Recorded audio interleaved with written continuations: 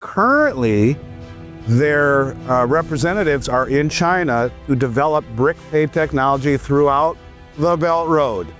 How do you like that? So the Belt Road is being already integrated. We know this through the BRICS Bridge.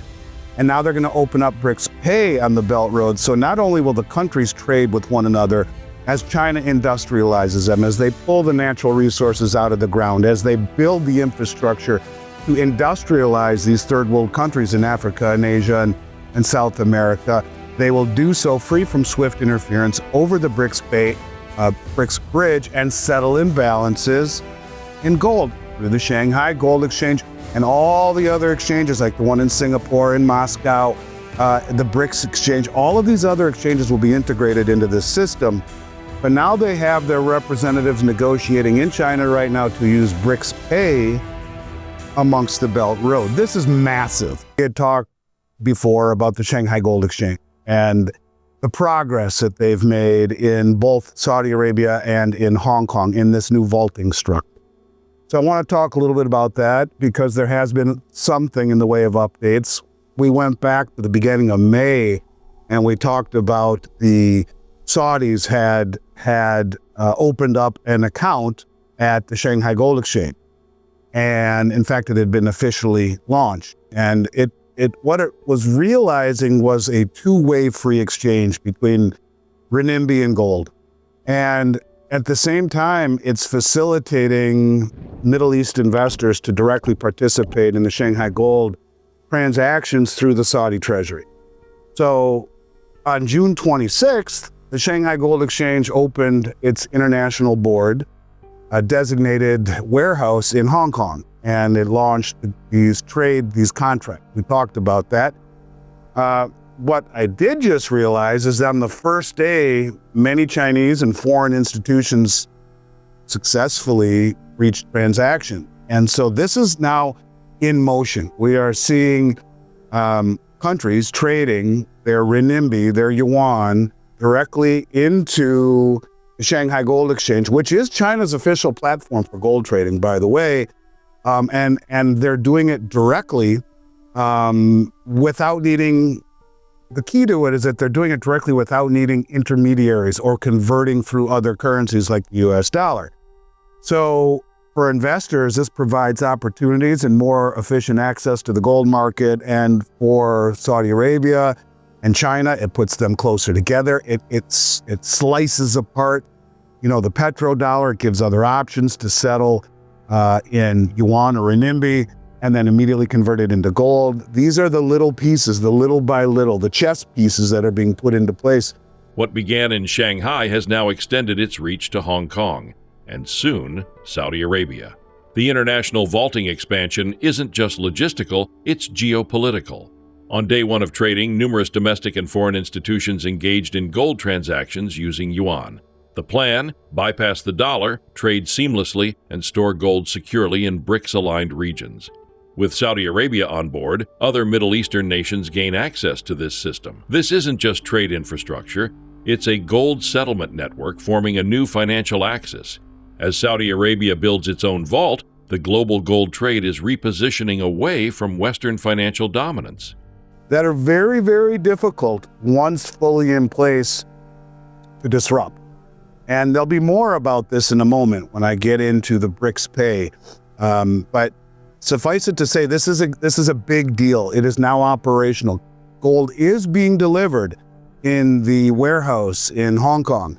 And the next one that is being built right now is in Saudi Arabia. Saudi Arabia is already set up in Hong Kong. And through the treasury in Saudi Arabia, other Middle Eastern nations will be able to participate. I was watching Andrew Maguire the other day. I love Andrew Maguire. I don't know if you've had him on your show, but he's one of my favorites. And through his sources, whoever they are, he said that the Chinese insurance companies in June raised the amount that insurance companies can invest into gold from 1% to 2%. That's 25% of global mine supply if that's the case. And he's saying that a possible increase to 10% in 2026, you're talking all of global mine supply, just from a 10% toe in the water by Chinese insurance companies. Well, and they have the state-sponsored accumulation programs for Chinese housewives. I mean, they're pushing their populace into owning gold. You can see this is a bigger deal than just the state owning it. They see a benefit in their public, in their constituents across all of China to own gold. And in all of the provinces, it's not just in Shanghai, it's a big deal. An interview that I watched last night blew my mind, and it supports a lot of what I've been saying. It's with the BRICS Pay CEO. His name is Andrei Mikhailishin. I'm butchering that for sure, but he's the BRICS Pay CEO, chairman and founder, Andrei Mikhailishin. China isn't just building gold platforms, it's urging its people to buy in. In June, Chinese regulators doubled the gold allocation limit for insurance companies from 1% to 2%. If that climbs to 10% by 2026 as rumored, Chinese insurers alone could absorb the entire annual global mine supply. This move aligns with state-run campaigns encouraging average Chinese citizens, including housewives, to accumulate gold. From households to institutions, gold is being positioned as a core store of value. It's a strategic move. Decentralize gold holdings domestically while expanding globally through infrastructure like the Shanghai Gold Exchange and new vaults. Anyways, sorry, Andre, for butchering your name. I'm sure I did, but some things that he talked about BRICS Pay. Now, first of all, one of the questions that was asked of him, and we fortunately got this right, was what's the difference between BRICS Pay and BRICS Bridge? He said BRICS Bridge is basically mBridge, and it is a technology that is fully backed, as we know, by China, Hong Kong, Thailand, UAE, and Saudi Arabia. They're the 5 main participants in the BRICS Bridge technology, formerly mBridge, and it is, as he said, a cross-border CBDC platform for central banks from Saudi Arabia to China or whatnot. And now, one of the big things that we talked about last time I was on your show was the expansion, according to Sergei Lavrov, of the BRICS Bridge platform into non-BRICS countries. I mentioned the Belt Road specifically, 150 plus countries, 75% of human population, north of 50% of global GDP. They were going to use BRICS Bridge for these central banks to trade with one another. Think of the new Shanghai Gold program. So they will trade with one another across the bridge, free from SWIFT interference, in local currencies, and then settle imbalances in gold. We were spot on that. Very early to say that, spot on, and that's just the beginning. Well, he also talked about BRICS Pay. Now, BRICS Pay is a technology that is B2B, business to business. It is consumer to business, business to consumer. It is bank to bank. It is one notch below the BRICS Bridge program. It is also free from SWIFT interference. They talked about having aspirations of at some point of being integrated with things like Visa and MasterCard, but they're not because of the sanctions that are put on Russia and Iran. And this is primarily being driven by the Russians right now, the BRICS Pay platform. So they are completely autonomous from the West. But he did say that in the future, he sees BRICS Pay and BRICS Bridge being combined, so that you have the central bank portion, you have the B2B portion, all under one kind of big package of breaking free from the West. He said, enter BRICS Bridge and BRICS Pay, 2 financial systems reshaping trade outside Western oversight. BRICS Bridge is a cross-border central bank platform developed by China, Thailand, UAE, and Saudi Arabia, enabling direct settlement in local currencies and gold, bypassing SWIFT. Meanwhile, BRICS Pay is a parallel commercial platform facilitating business-to-business, B2B, consumer-to-business, and bank-to-bank payments. Though still isolated from systems like Visa and MasterCard due to sanctions, BRICS Pay offers full independence from Western financial networks. The platforms are being integrated under the Belt and Road Initiative, enabling 150-plus countries to trade, settle, and grow free from Western influence. currently, their representatives are in China to develop BRICS Pay technology throughout the Belt Road.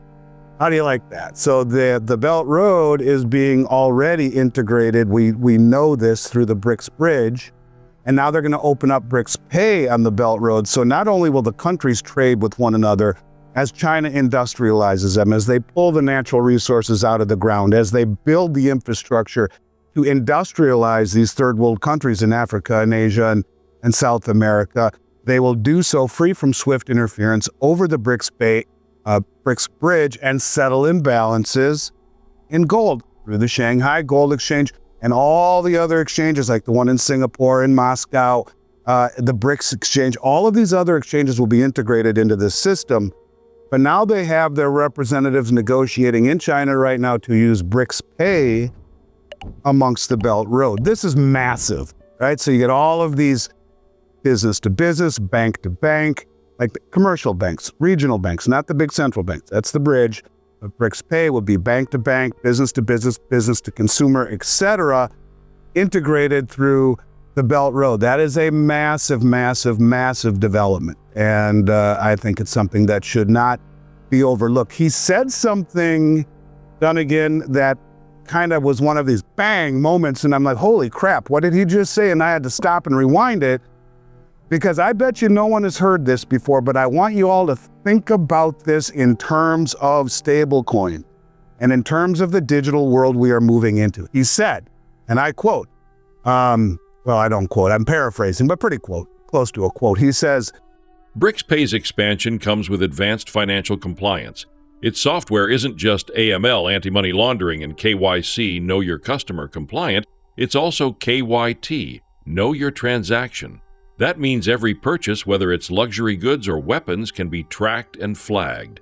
This reveals the dual edge of the new digital financial system. On one hand, it frees nations from the dollar. On the other, it enables powerful surveillance. As stablecoins become mainstream, these tools may blur the lines between financial freedom and control. It's a game-changing architecture, but one that could redefine digital privacy in the process. they asked him, the gal asked him, she said, you know, there's a lot of terrorism out there and bad people, and how you know you're not going to be financing terrorism or bad people, more or less. And he said, you know, this is open, guess what he said, to non-BRICS countries as well. BRICS Pay. Not compatible in the West yet, just like BRICS Bridge, but it's open to non-BRICS members. So you're talking expansion, massive expansion. This is what the BRICS naysayers never caught on to. They didn't catch on to it yet with the BRICS Bridge. We did, and we said by Lavrov opening it up to the non-BRICS countries, you have just ignited a fuse under the dollar.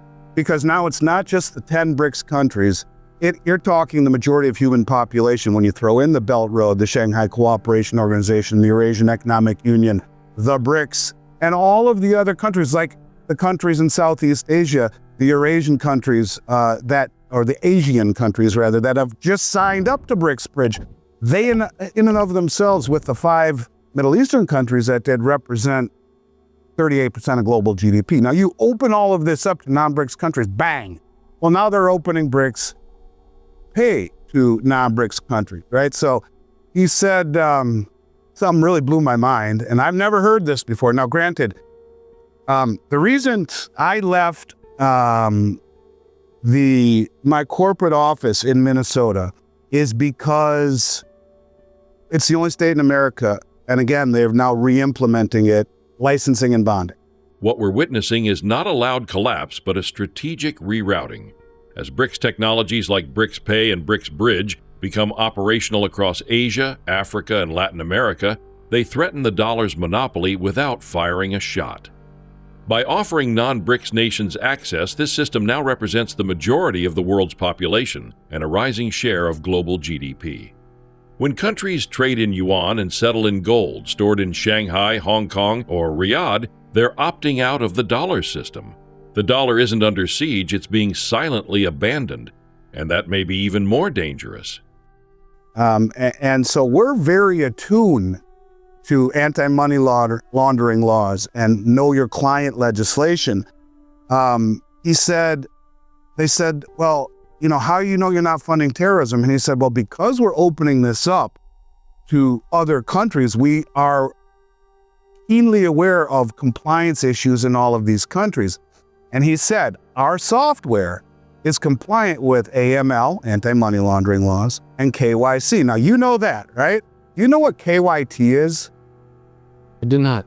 Neither do I, until I Googled it and figured it out. Well, I listened to what he said. I rewinded it again. He said, our software is compliant with KYC, AML, and KYT. Now, before I tell you what KYT is, I want you all to think about this in terms of stablecoin and this digital surveillance world. We've been warning you about that. A lot of people say that these stablecoins are kind of like a CBDC in sheep's clothing, kind of like it still gives the central authorities the ability to monitor, to track the on-ramp and the off-ramp, do all these things. Well, guess what KYT stands for?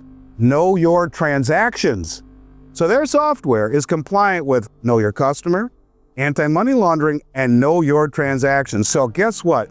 What you are buying ultimately is going to be part of this software. You go and buy a couple AR-15s for your home protection, may not be a good idea. You go buy bullets, you go buy alcohol, you go buy cigarette, whatever it is that you're gonna buy, guess what?